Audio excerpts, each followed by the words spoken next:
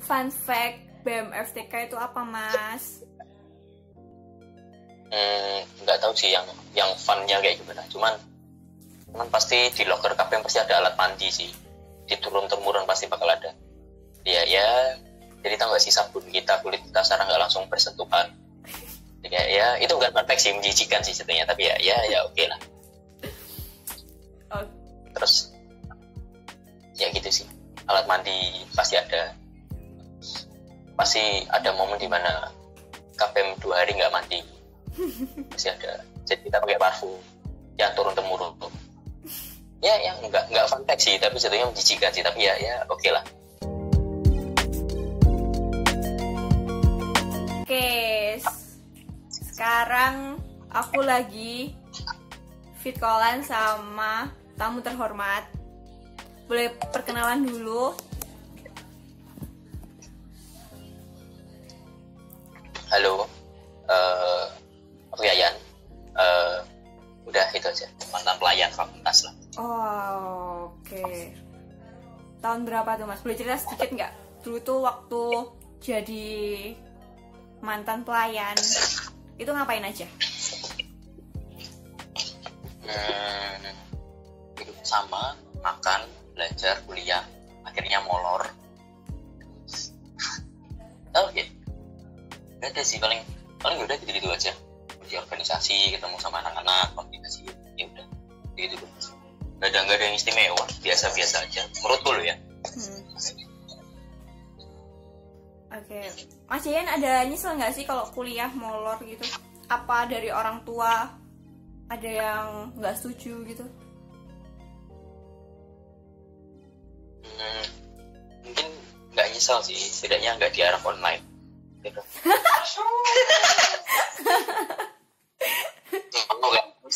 Emang yakin tahun depan? Kalau semester depan, cuman emang yakin tahun depan nggak diarah online? Maksudnya ada kemungkinan sih, tapi cuman ya udah. Maksudnya buat menghibur diri sendiri. Oh gitu. Ini demi arak-arakan ya. Ya udahlah, nggak tahu. Oke. Kan nggak mau kan kayak pakai masker gitu kan. Tapi nggak tahu sih. Tapi kemungkinan iya deh. Ada yang susulan juga kan, yang wisuda kemarin ada 21. Iya, mereka dibuat online. Terus online 122 juga. Nggak tahu sih. Iya, 122 juga. 123 kelihatannya enggak deh. 123 semoga enggak deh kayak. Aku tetap pesimis. 4 tahun ngurusin arak-arakan. 4 tahun ngurusin arak-arakan tapi nggak diarak.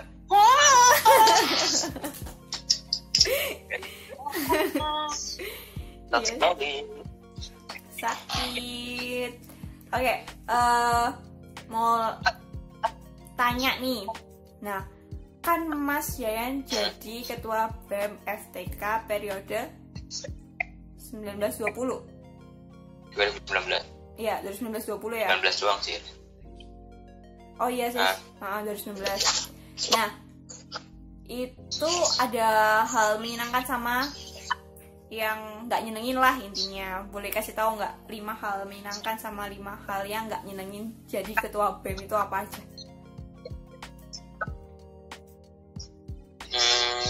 Nggak tahu sih. Maksudnya kayak gini. Aku nggak tahu yang menyenangkan atau nggak menyenangkan kayak gimana. Cuman banyak pembelajaran sih. Maksudnya aku datang dari Jawa Tengah gitu loh. Maksudnya kayak dari minoritas.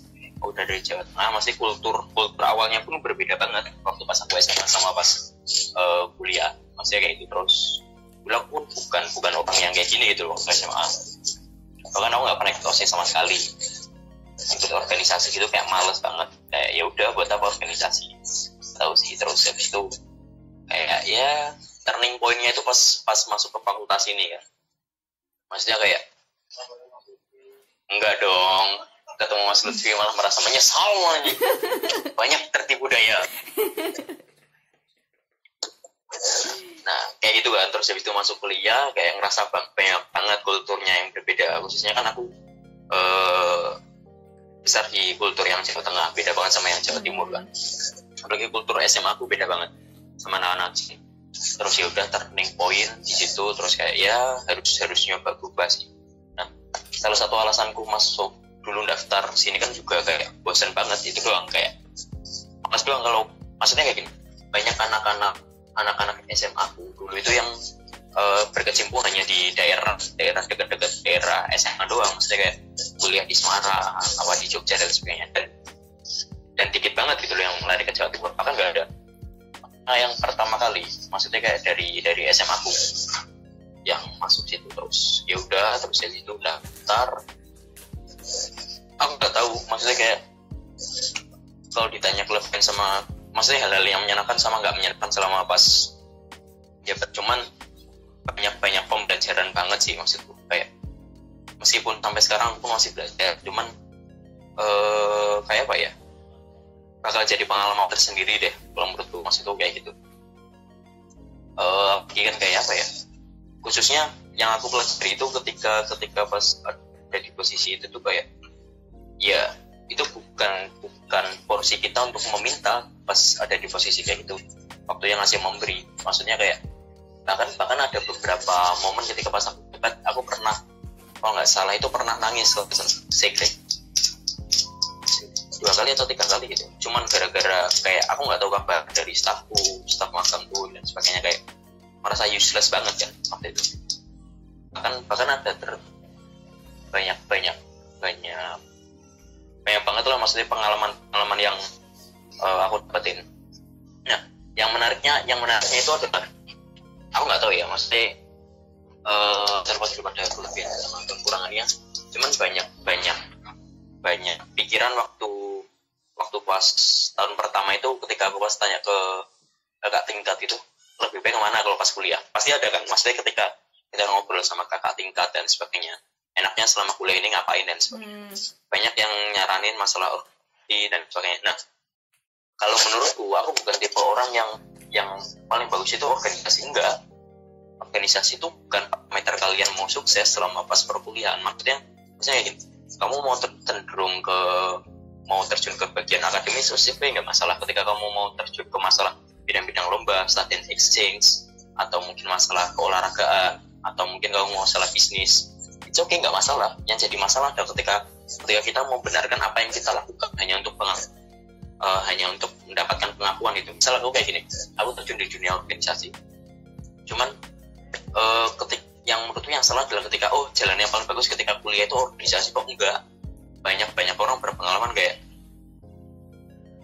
apa ya, organisasi itu cuma hanya pride selama mahasiswa doang, setelah itu ya udah kembali lagi ke realita gitu. Ada banyak orang yang ngomong ketika ngomong masalah organisasi itu kalian harus belajar soft skill dan sebagainya. Aku malah nggak sepakat gitu. Kalian mau terjun ke masalah keolahragaan itu juga dapat, kalian mau cari ke bisnis nggak masalah. Yang jadi masalah adalah ketika kalian nggak tanggung jawab sama pilihan kalian. Maksudnya kayak gini, contohnya kayak gini, aku sekarang gara-gara organisasi, dampaknya adalah, ini memang kesalahanku sendiri sih, maksudnya kayak lulus telat dan sebagainya, itu adalah risiko yang harus ditanggung gitu loh.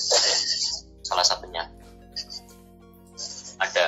bahkan ada teman-temanku juga yang lulus 3,5 bisa lulus lebih awal. It's okay, nggak masalah. Setiap orang punya struggle-nya masing-masing gitu loh. Dan aku sadar di sini setelah jabat gitu loh, kayak semua kerangka berpikirku itu semuanya kayak berubah banget selama pas aku jabat. Ya gitu sih. Terus kalau kekurangannya aku nggak tahu ya. Maksudnya kayak ngomongin masalah hal yang nggak menyenangkannya adalah ketika kalian dipanggil birokrasi untuk tanggung jawab. Ya kamu tahu lah, sering kali dipanggil kelihatan kayak tanggung jawab ya. Ini siapa yang mau mulai, paham lah maksudnya kayak itu. Terus mana KTM-mu kayak dicari sama anak-anak jurusan lain. Terus kayak, apa salah saya? Dicari ngapain tuh, Mas? Dicari ngapain? Apa? Ya, kamu paham arah pembicaraannya. Oh, kalau habis ini ya? Ditanyain. Habis silaturahmi itu kan biasanya kan. Habis lomba-lomba tuh. Iya, habis lomba. Kompetisi lah, ya, habis kompetisi gitu kan. Iya. Habis gini-gini ya? Iya, seperti itu. Jangan diperjelas. Oh, itu aing. Itu aing. Bener juga sih, Mas. Oke. Dari pengalamannya Mas Yayan nih, Waktu menjabat jadi ketua BEM FTK, yang paling susah dihandle itu bagian apa? Maksudnya dari mahasiswa sendiri, yang paling susah dihandle itu bagian apa? Misalnya perlombaan kah, susah, ke birokrasi atau apa yang paling bikin Mas Yayan gemes gitu loh? Mindset. Kenapa tuh mindset? Maksudnya ini Kan nggak bisa ngehandle. yang paling sulit adalah maksudnya kayak gini, kita nggak pernah bisa mengatur pandangan orang lain ke kita kayak gimana kan. Maksudnya kayak gini, menurutku ini yang paling baik, tapi orang lain juga apa ya, punya pemikiran sendiri kayak gitu. Dan aku menyadari hal itu, entah itu ke birokrasi, entah itu ke mahasiswa dan sebagainya. Nah, menurutku yang paling sulit sih, maksudnya jadi tantangan tersendiri adalah ketika menyamakan persepsinya itu. Kayak aku bahkan sama kabinetku dulu nyamain persepsinya cukup lama sama anak staffku dan sebagainya, dan itu menurutku yang menarik gitu loh. Maksudnya kayak apa yang bakal jadi kena prosesnya kayak gimana dan sebagainya, karena yang aku sadari kayak banyak banget kultur yang ada di fakultas ini. Oke, salah satunya misal ada pembagian segmentasi daerah, cara komunikasi dengan anak-anak yang mayoritas besar di Jawa dengan anak-anak yang besar di perkotaan itu berbeda, dan persepsinya itu berbeda. Nah, misalnya terus habis itu aku nggak tahu, tapi ada beberapa, maksudnya golongan daerah, kamu paham nggak? Maksudnya golongan daerah ada, maksudnya di fakultas kita ada, aku nggak tahu ya di fakultas kita doang atau di kampus kita, cuman ada beberapa golongan daerah dan cara komunikasinya pun berbeda, dari cara bercandanya pun berbeda. Maksudnya dengan posisi yang seperti itu harus bisa nyoba bisa ngerain golongan itu. Apalagi ada beberapa golongan di fakultas kita yang golongan akademis, terus anak-anak yang mungkin lebih terjun ke kerohanian dan sebagainya. Nah, proses menyamakan persepsinya itu yang menurutku bakal jadi tantangan tersendiri. Apalagi maksudnya kayak aku masih ingat waktu itu kita kan ada restrukturisasi fakultas kan. Waktu itu. Yeah. Nah, harapanku itu dulu kayak informasi ini cuma sebatas diketahui sama maksudnya kayak yang pemegang organisasi doang. Nah, banyak, apalagi waktu sempat kalau nggak salah sempat ribut juga kan gara-garanya yang kelautan mau digabungin sama kebumian itu. Maksudnya kayak ada suatu hal yang nggak make sense gitu. Nah, harapanku itu cuma sebatas menyampaikan informasi waktu itu. Nah, maksudnya ada pembagian peran. Maksudnya ketika ngomongin masalah dosen itu bisa menekan dari melalui senat. Terus ketika ngomongin masalah alumni, dia bisa terjun langsung. Nah, peranku di situ cuma pengen sebatas kayak ngasih tahu ke anak-anak FTK semuanya. Harapanku biar bisa satu frekuensi semuanya. Takutnya adalah ketika ada mindset kayak gini, kayak aku nggak tahu ya. Yang aku takutkan adalah ada resistance gitu. Tahu nggak sih, kayak tahanan. Kita nggak kayak misal ketika kelautan digabungin sama kebumian, alasannya hanya sebatas kita gara-gara ada gelar B. Setelah itu atau kayak dari dulu fakultas teknologi kelautan ya udah FTK terus, kita harus yang bilang. Menurutku itu adalah suatu hal yang resisten. Kayak setiap zaman itu punya tantangannya tersendiri, dan aku cuma pengen memahamkan alasannya kenapa birokrasi itu melakukan ini. Nah, waktu itu kalau nggak salah kan BMFT kan pernah sama maksudnya nggak BMFT doang sih, sama anak-anak juga dulu waktu itu, kalau kamu pas ingat itu pernah buat flyer, kalau nggak salah banner. Setelah itu kayak dibuat FTKK-nya dicoret kan dan lain sebagainya pas final di senat waktu. Cuman harapannya itu biar maksudnya kayak ada peran mahasiswa itu tersendiri, peran dari birokrasi itu sendiri. Nah, pas peran mahasiswa aku pengen itu nge-blow up itu aja, tapi ketutupan kan sama kejadian setelah futsal itu ya. Yang ya setelah ya sudah lah. Nah, setelah itu akhirnya kan ya aku minta tolong kan teman-teman tolong buat teaser biar ngeramein aja. Terus nah, harapanku waktu itu kayak buat open talk FTK. Maksudnya dari dulu itu nggak pernah. Aku dulu itu sama anak-anak itu keinspirasi gara-garanya. Maksudnya kayak gini, dari dulu kita nggak pernah tahu loh pengembangan lab apa. Maksudnya dana yang dikeluarkan seperti apa. Karena yang aku rasakan adalah nggak ada perubahan yang cukup signifikan. Tahun pertama sampai tahun kemarin FTK gitu-gitu aja dengan kondisi kantina seperti itu, kondisi lab yang seperti itu. Nah, lab pun bahkan hanya dianggap kayak ruang kerja kan. Maksudku adalah, menurutku ketika ngomongin masalah lab itu adalah pengembangan berbasis keprofesian yang paling bisa dilakukan, bukan hanya sekedar sangkut dan sebagainya. Nah, aku pengen minta kejelasan kayak gitu, pengen buat masalah open talk FTK. Terus masalah aku pengen buat beasiswa juga. Beasiswa juga maksudnya kayak ada beberapa anak FTK yang kurang mampu loh, dan aku setelah cari tahu ternyata mereka terkendalanya masalah finansial. Nah, waktu itu aku pengen ngeblok itu juga. Terus habis itu yang aku paling bingung, TA ada beberapa TA yang sampai ngeluarin beberapa juta loh. Maksudnya? Yang khususnya masalah eksperimen. Praktikumnya. Jadi ketika praktikumnya dan itu biayanya itu dari biaya sendiri. Sementara nanti tugas akhirnya itu nanti bakal, kalau nggak salah itu bakal digunakan sebagai catatan akademis buat kampus. Nah, harapanku itu cuma sebatas ada nggak sih bantuan yang sekiranya bisa diberikan buat mahasiswa itu. Terus saya aku pengen nyampein masalah ketika ngomongin masalah pengembangan berbasis keprofesian itu pengembangannya berbasis proyek gitu. Aku nggak tahu bisa atau enggak. Aku cuma pengen nyampein hal itu. Terus habis itu masalah fasilitas yang ada di fakultas kita, masalah sebatas air keran aja loh. Air keran kan kita sering kali ya dan sebagainya. Wifi juga habis musola air musola. Kalau FTK aku sebenarnya dasarnya pengen ada audiensi. Nah, dan yang aku anak-anak sempat terpukul juga. Hamin maksudnya ekspektasiku besar gitu loh ketika mau ada momen restrukturisasi fakultas. Cuman ternyata hamin 1 jam itu acaranya dibubarin. Hah? Kenapa? Yang pertama nggak ada yang datang. Waktu itu sempat terpukul juga sih, maksudnya kayak ini memang anak FTK itu bukan tipe orang yang memang birokrat, maksudnya kayak mendengarkan seminar aja kita datang cuma ketika mayoritas ketika ada absen kan, ketika ada mata kuliah. Ketika ada mata kuliah. Nah, ternyata kultur semacam ini itu nggak begitu bisa dilakukan. Dulu juga maksudnya ada pertentangan lah di kabinetku kayak anak FTK nggak mungkin kayak gini. Cuman harapanku cuma pengen buka jalan doang buat kepengurusan selanjutnya. Ketika membuat acara kayak gini itu bisa goal. Itu doang. Maksudnya kayak ketika kita nggak memulai satu hal, maksudnya ketika nggak ada yang bisa buka jalan, itu nanti generasi selanjutnya itu kayak tersendat gitu loh. Nah, akhirnya ya udah jalan. Hamin 1 jam itu aku dipanggil sama orang-orang. Soalnya ada miskom. Ternyata mereka menganggapnya itu terlalu cepat. Maksudnya kayak aku nggak ada komunikasi dan sebagainya. Waktu itu aku disidang kok sama seluruh kajur, strukturasi dekanat. Aku sama temen si Dengar. Nah, waktu itu ya udah hamin 1 jam itu dibatalin. Biar bener dibatinku gila. Itu maksudnya aku udah pesen anak-anak itu udah pesen roti banyak, nyediain kursi, nyewa dan hamin 1 jam gagal. Maksudnya kayak wah, dan menurutku kayak jadi pembelajaran tersendiri juga di situ. Nah, kali lagi ya masalah berbentuk kayak apa ya? Mungkin kesalahanku adalah ketika aku berekspektasi lebih gitu.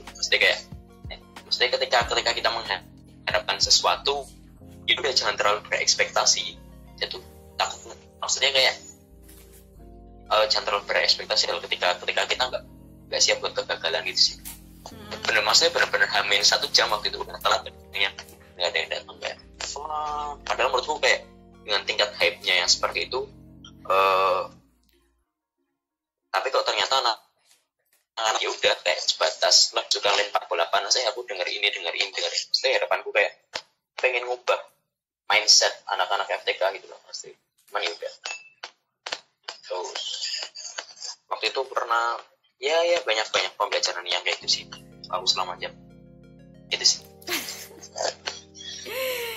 Iya, tapi kalau mindset kan lebih ke kultur ya. Kalau Mas Jaya tadi barusan cerita lebih ke kultur sih. Kalau mindset nggak bisa dihandle sih. Banyak sih. Iya. Maksudnya kita nggak akan yang aku sadar kita nggak akan pernah bisa mengubah mindset seseorang gitu. Maksudnya kita mengharapkan sekarang aku pengen sekarang kamu kan dan sebagainya karena kamu lapar kamu kelihatan kurus mungkin ya itu salah satu bentuk pujian tapi it's okay. Tahu nggak senang kalau ketika aku ngomong kamu lebih kurusan gitu nggak ya udah kamu lebih gendut tapi ya nah, maksudku kayak kayak apa ya aku nggak akan pernah mengendalikan maksudnya kayak berpikirmu kayak gimana. Maksudnya ada beberapa hal parameter tersebut yang membuat kamu pemikiran gitu. Oke, Mas Yayan, kan sekarang lagi masa pandemi ya. Menurut Mas Yayan, gimana sarannya buat teman-teman yang lagi organisasi sekarang supaya menjalankan pelayanannya? Tapi gini Mas, aku masih bingung.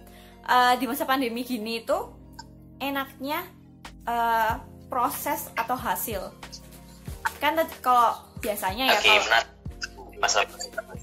iya, kalau offline kan biasanya kan lebih proses ya, lebih kayak kita bentuk diri, kayak komunikasi individu antar individu dan lain-lain. Kalau online ini enaknya gimana? Nerusin proses yang dari turun temurun itu atau hasil? Yang pertama ketika ngomongin masalah cara organisasi di masa pandemi kayak gini ya. Jujur aku nggak ada karena maksudnya kayak gini, setiap pemimpin itu punya zamannya, dan setiap zamannya itu punya pemimpin, punya generasinya sendiri kan. Maksudnya kayak gini, aku mungkin besar di zaman gara-gara generasi 2016 gimana. Cuman ketika aku di angkatan 15, angkatan 17, mungkin aku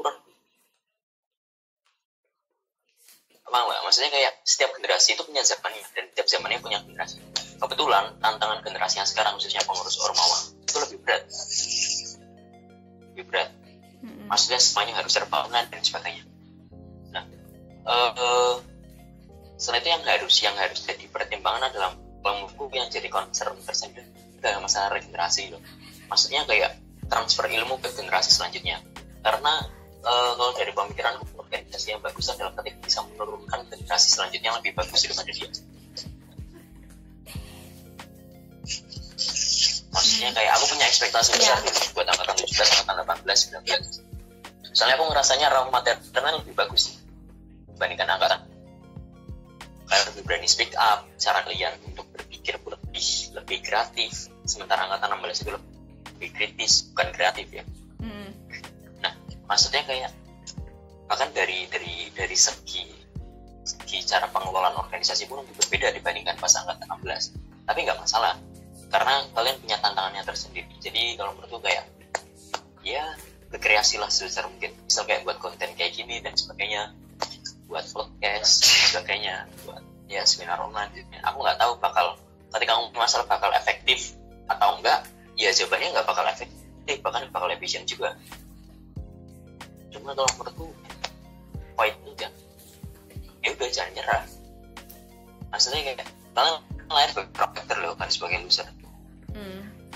Anak-anak yang aku yakini, anak-anak mereka sebenarnya nggak menyerah sama keadaan. Terus habis itu ketika ngomongin masalah proses sama hasil, lebih baik mana? Dari yang lebih baik, dari yang lebih buruk. Dua-duanya memang harus diincar. Orang, maksudnya kayak gini, ketika ngomongin masalah proses, itu secara internal kalian. Tapi orang dari luar itu ngeliatnya dari hasil.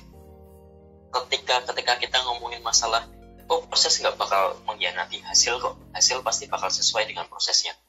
Lalu menurutku adalah hasil pun ada parameter lain yang namanya privilege. Kayak mungkin gara-gara yang kalian lebih kenal ini, dan sebagainya.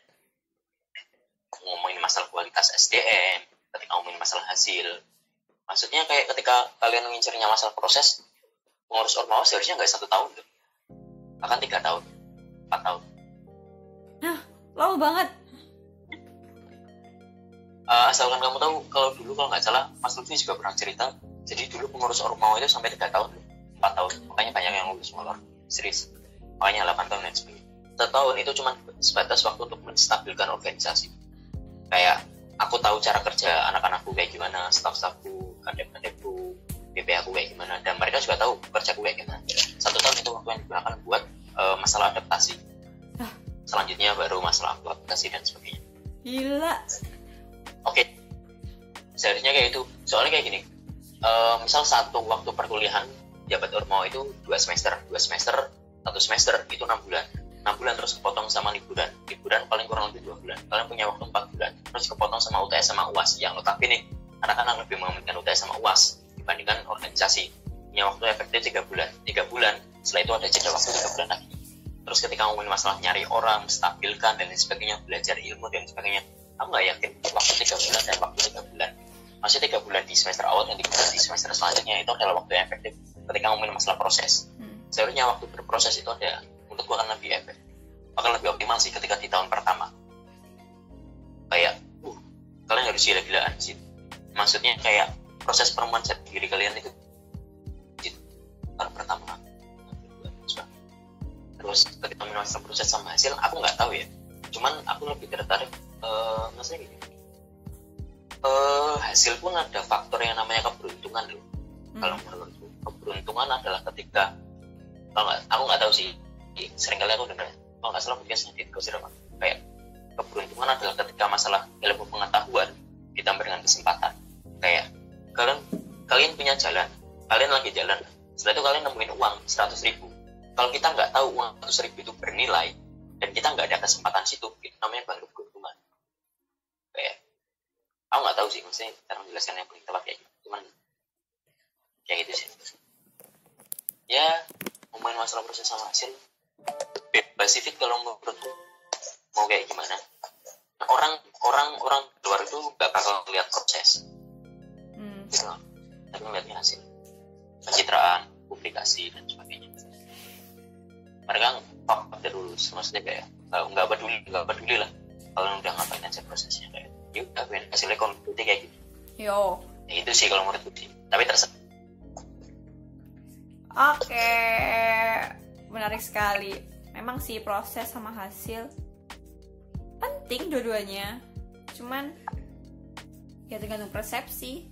Kita butuh proses apa atau hasil.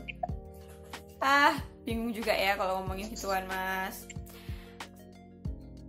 Udah sih obrolan kita malam ini. Makasih Mas Yayan sudah mau berbagi ceritanya jadi KBEM, dan terima kasih sudah kasih ilmu ke kita semua. Semoga bermanfaat. Assalamualaikum warahmatullahi wabarakatuh.